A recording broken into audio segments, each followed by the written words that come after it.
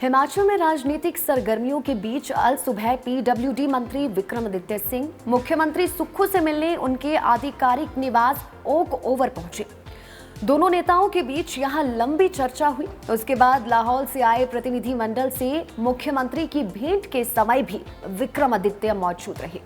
Okay over से मुख्यमंत्री के वाहन से ही विक्रमादित्य सचिवालय पहुंचे।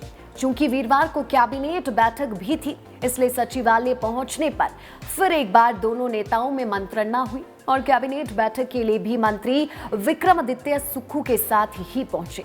पिछले कुछ दिनों से मीडिया में चल रही खबरों के अनुसार विक्रमादित्य को नाराज बताया जा रहा था और माना जा रहा था कि वे सीएम सुक्खू को मुख्यमंत्री के रूप में स्वीकार नहीं कर रहे।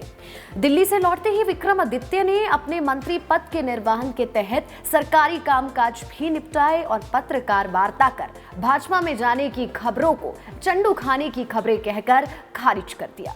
पत्रकार वार्ता में जिस विश्वास से मंत्री विक्रमादित्य ने विकास कार्य को आगे ले जाने की बात कही, उससे साफ था कि भाजपा में जाने की खबरें केवल खबरें ही रह गई और उनमें फिलहाल कोई सच्चाई दिखाई नहीं दे रही।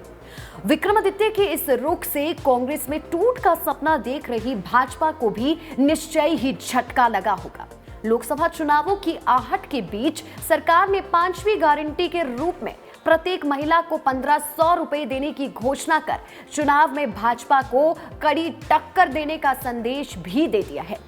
हिमाचल में घटे दल बदल के एपिसोड से पहले तक माना जा रहा था कि कांग्रेस सत्ता के सहारे भाजपा को लोकसभा चुनावों में अच्छा मुकाबला देगी, लेकिन फिर राजनीतिक घटनाक्रम इस तरह से हुआ कि सब समीकरण धराशाही दिखने लगे और कांग्रेस कमजोर होती दिखाई दी। वीरवार को सुक्खू और विक्रमादित्य की लंबी गुफ्तगू कांग्रेस के लिए सुकून की खबर है। चूंकि विरोधी 6 बागियों को पार्टी से निकाला जा चुका है, ऐसे में यदि अब विक्रमादित्य सरकार में मजबूती से बने रहते हैं तो भाजपा को अपनी रणनीति पर दोबारा से विचार करना होगा।